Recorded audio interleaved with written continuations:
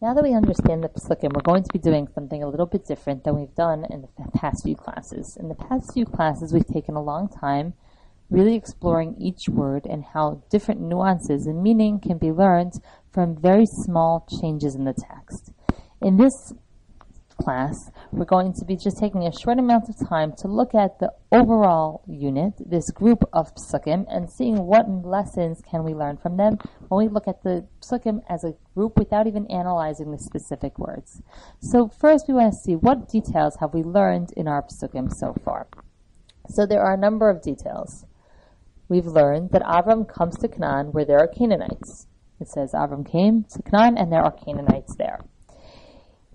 He comes to Shechem, that's the initial city that he settles in. Hashem appears to him and promises the land to Avram's children. He builds an altar in Shechem. He moves to a different location and builds an altar there. And he calls the name of Hashem, and Avram journeys. So, what we've basically learned is that Avram travels, he comes to certain places, he talks, God appears to him, and he builds a Mizbeach. So what is the theme of this section? It's Avram's initial entry to Israel and what he does in that place. So what is this trying to tell us? Why do we need these details? Why are all these details important? Why does it mention the names of the places? It tells us Shechem, it tells us Ai, it tells us Beisel, it tells us that only when he comes into the land does Hashem talk to him. And so from this section, the Ramban, Nachmanides, brings a very important principle. And that is the following. He says a rule of thumb that exists for all the stories of the patriarchs, all the stories of the Avos and Imahos in Sefer Bereshis. The rule, quoting Chazal, is Kol ma she'ira la'avos siman labanim. Anything that occurred to the forefathers, to the patriarchs, is symbolic for the sons. What does this mean? Throughout, Hashem was making promises to Avram. He was telling him that he would have children. He was telling him his children would inherit the land. This is a prophecy. When a person has a prophecy, the prophecy can either stay in the potential, it can stay within the realm of it might happen, or it can begin to be actualized, and then bringing it down from the word the potential into the actual, into the for sure.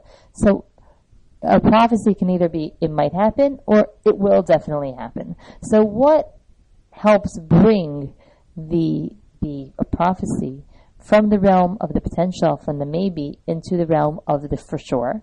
That is something, a physical act, something concrete that brings the spiritual down into the physical. And that's what the Ramban explains. This whole section and everything else that's happening in Sefer Bereshis is about. The Avos are given a prophecy. Hashem wants to make sure that this prophecy actually happens. So what he does is he has the Avos begin to do steps that will mirror what will happen to their children. By doing this, the prophecy that Hashem has told the Avos is now going to come true. So how do we learn this section with this new vantage point, according to the Ramban? So Avram comes to Canaan where there are Canaanites. Bnei Israel are going to come to the lands of Canaan. One of the first places they're going to enter is going to be the land of Shechem, where they're going to bury Yosef. Hashem appears to him and promises this land to his children. So by coming to Shechem first, that's where Bnei Israel are going to come first to the land. It makes that this prophecy is actually going to happen. Then Avram moves to a different location. He moves to the location of Ai, where was the second battle Bnei Israel fought in Eretz Israel. Avram calls in the name of Hashem. He tries to inform people. He tries to be he tries to have Eretz Israel be a place where he can spread the name of Hashem to the other nations, much like it's going to happen with Bnei Israel. And finally, he journeys to the south. This mirrors what happens in Sefer Shoftim, where the Jewish nation, who are set up as tribes, want to know who should do the battles after Yoshua dies. And the answer was Yehuda Yalatchila. Yehuda is going to be the first one, Yehuda being in the south. Avram is traveling to the area of Yehuda, who is going to be the one to lead the battle.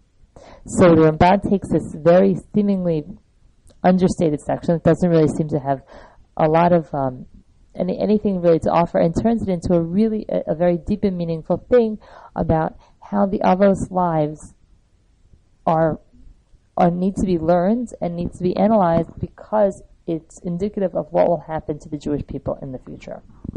Rashi has a little bit of a different take on these psukim. He says that Avram makes mizbachos in the two different locations because that's where Bnei Israel are going to sin. So Avram is putting in zechus avos right now for the future of Klal Yisrael, setting up zechus avos that Bnei Israel should have the merits of their forefathers to protect them even when they sin. So these merits of Avram are what stands by us throughout the time. So this is how these few details can give us an entire picture of what is going on in this perek and its deeper meaning.